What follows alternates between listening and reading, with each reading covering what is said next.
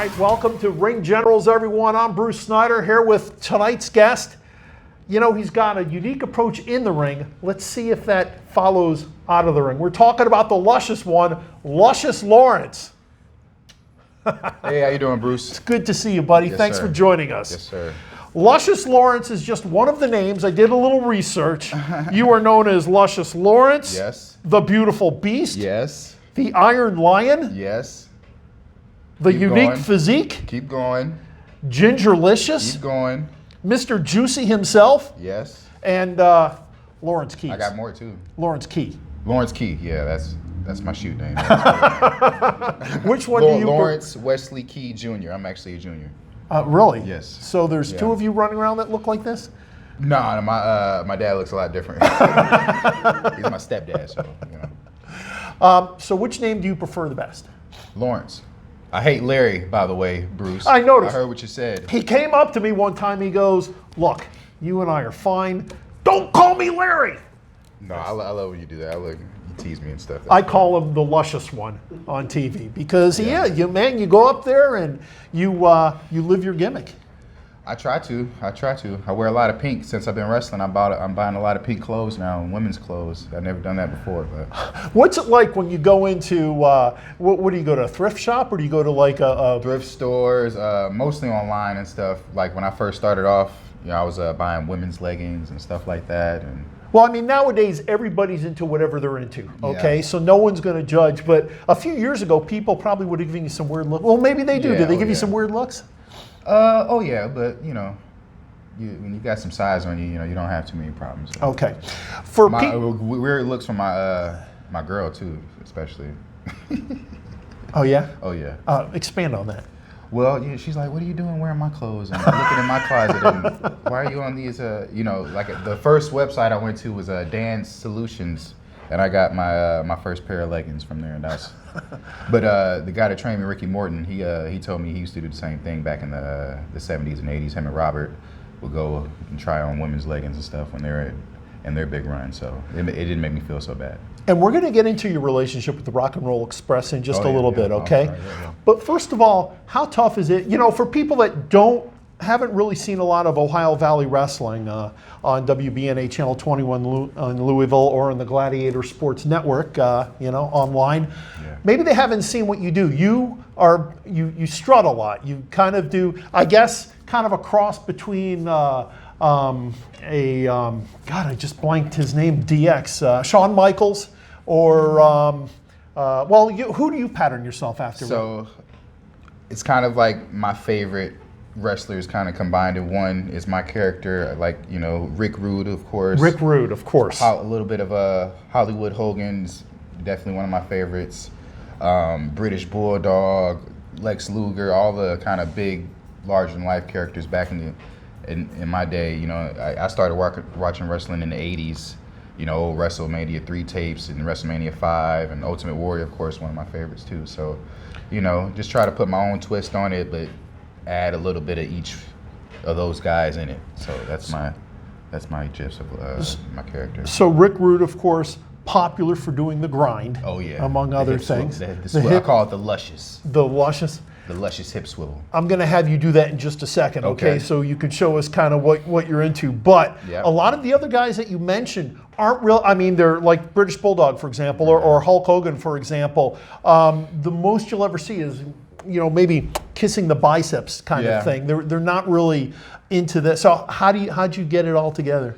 I'm still working on it, man. Just like I said, I don't want to just copy plain. I want to put my own twist to it and add a little bit of myself into it. And that's it's just I just ran with it. Where I started training at, there was really nobody doing that kind of gimmick, so I kind of just ran with it and then just made it my own. And I'm still adding to it and learning and trying to develop more.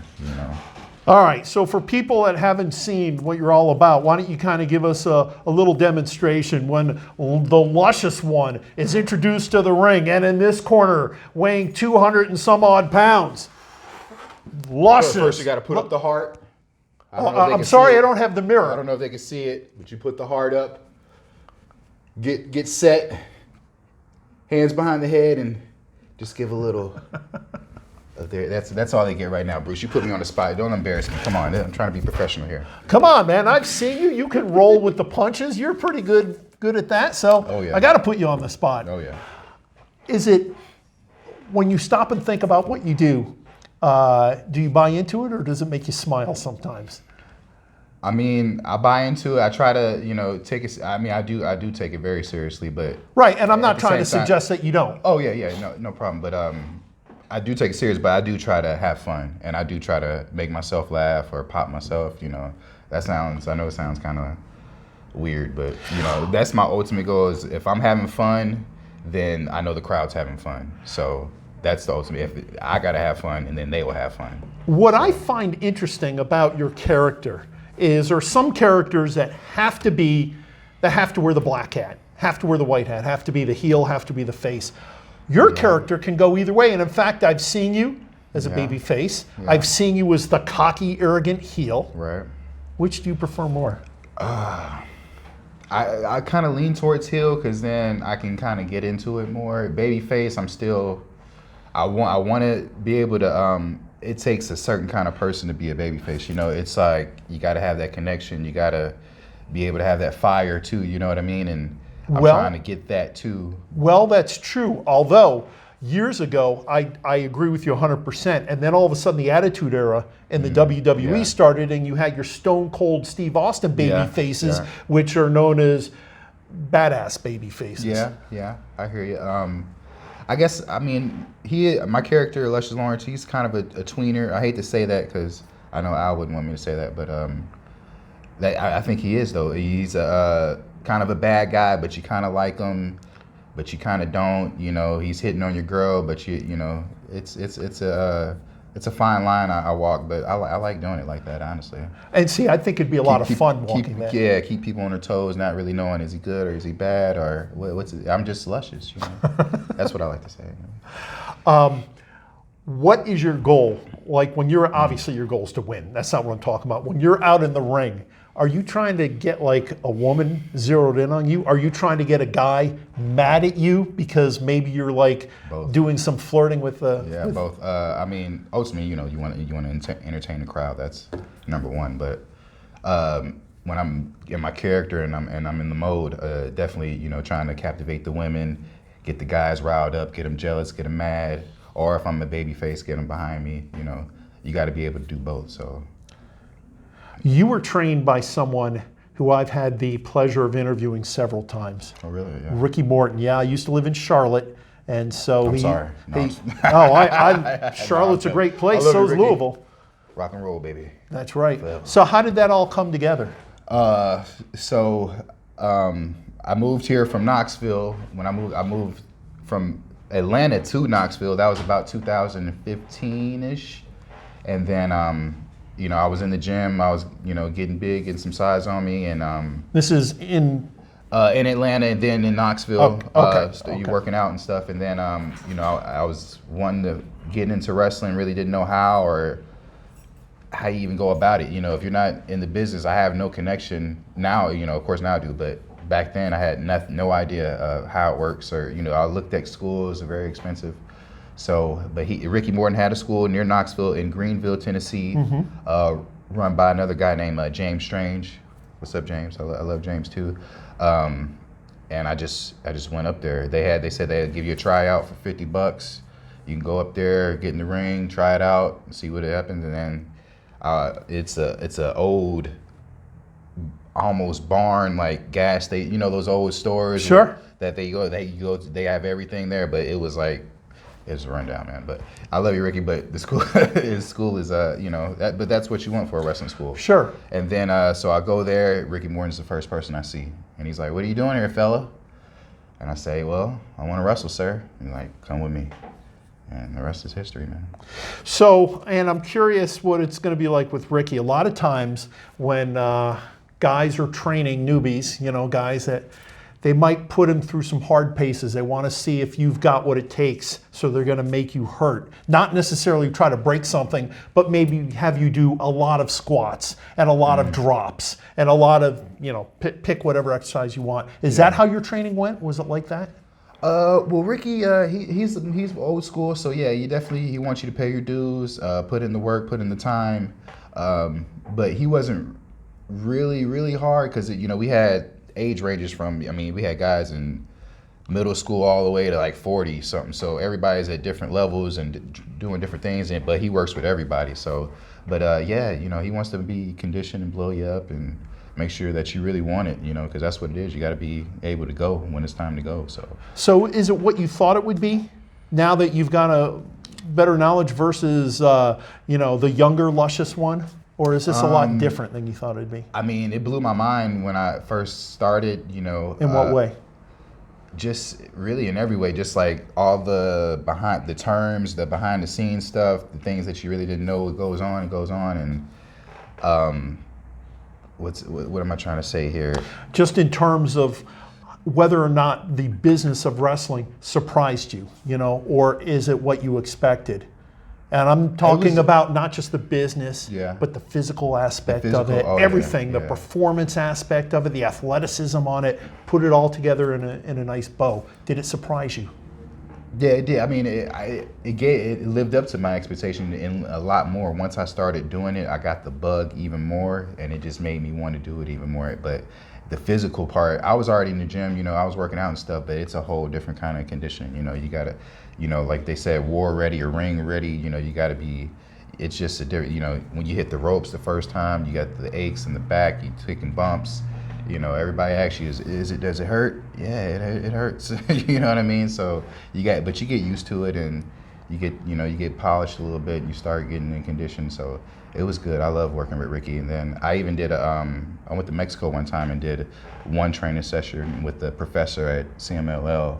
And that was which we should tell for people at CMLL, one of the most famous wrestling organizations south of the border. Yeah. So and that was really, I would say they train real hard down there too. So, but coming to OVW, this is some of the hardest training I've had with Tony and in his intermediate class. That was very physical and athletic and got me in shape real good too when I came here. Okay, Tony, we're talking about Tony Gunn. Tony Gunn, yeah. One of the top performers in OVW, and the man is just jacked. He is. Yeah, he's good, man, and he pushes you. What brought you to OVW? So you're not from Louisville originally. No. The combine, the OVW combine, back in the summer. So I heard about it. Explain to people what that is. So this OVW, they had the first ever professional wrestling combine in June, or was it? Yeah, it was June. Yes. And so this is like changing the industry. People are following suit right now, but and they chose 15 people. They had a bunch of guys come out, chose 15 people to earn a scholarship, a 2-year program that's going to be accredited, and you're going to get a degree at the end of it in professional wrestling and personal training. And I was one of the 15 chosen one, man. So you already bucked the odds. How did that feel? That was amazing, man. That was cool. I was actually out there covering that event. If you're interested in seeing about the combine, you can go to gladiatorsports.net. There's a whole story on the combine, and they'll probably see you also. But you're saying it was pretty amazing. Yeah. Oh yeah. It was cool, man. I think I was in the top 5, so I did pretty good. Yeah. So were you into wrestling when you were really young? Or are you? Yes. So I've been watching wrestling since I was 3 years old. So I'm a military brat. I don't know if you knew that, but no. We used to. I was living in Germany at the time. My godfather, he had, like I said, old WrestleMania 3 tapes and all the pay-per-views, Survivor Series, everything. He had all the tapes, and we used to sit down and watch it because that's all we had was the VHS tapes, and we would rewatch them. And who was your favorite? Like I said, Hogan, Ultimate Warrior. Right. As you get older, you start liking the more technician guys like Chris Benoit, Bret Hart, But, when you're little, you like the larger-than-life characters, man. And did you have any idea about Ricky and Robert, the Rock and Roll Express, and how good they were? No, I had no idea. Man, they were good. All he had was the WWE stuff. So as I got older, you go back and you start watching stuff and NWA stuff, and then you learn about Ricky and Robert, Dusty Rhodes, and Ric Flair, of course, and all that stuff. So Sting, the Road Warriors, you could go on and on. Yeah, yes, sir. Before I shift over and ask you some questions here, I want to know, what is your goal in OVW? Like, if you could wave your magic wand. My goal at OVW and beyond. and beyond. Yeah. Well, right now for OVW, of course, you need to get some gold around this luscious waist. That's a top priority for me right now. And then beyond is, of course, just make it in this business, man. Make my living at this business. Wake up every day knowing that I'm being a part of this great history of wrestling. Okay, you obviously know what you're doing in the ring. Let's test your ring knowledge. You didn't know I was going to ask you these questions. I got some trivia questions. Hold on, they didn't tell me about this part. What is this? That's right. This is a quiz? Yeah. This is not part of the scholarship program, is it? We'll find out, okay? All right, we'll see. Let's see. Where did the Rock and Roll Express, Ricky Morton and Robert Gibson, start teaming together primarily? Was it Memphis, Los Angeles, or New York City? Come on, man. I'm trained by Ricky Morton. Memphis. Ding, ding, ding, ding, ding. And of course, Memphis is the major city. It's the entire territory, but you are absolutely right. Robert Gibson teamed with Ricky Morton to form the Rock and Roll Express. Before that, Robert Gibson teamed with, among others, his brother. What was his brother's first name? Was it Ricky, Ryan, or Rex?